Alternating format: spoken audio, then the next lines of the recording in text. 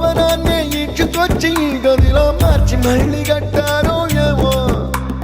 మాయజాలము తెలుసు మంత్రకారడి తెలుసు రెంటి కన్న ఇది ఇంకోటేమో నీలాకాశం నేలాకొస్తే ఇట్టాగే ఉంటాదో ఏమో ఈ సంతోషం దాచాలంటే హృదయాలు ఓ వంద కావాలేమో ఇంతందంగా ఉంటుందా ఈ లోకం ఇన్నాళ్ళు ఈ మనసుకి తెలియాలే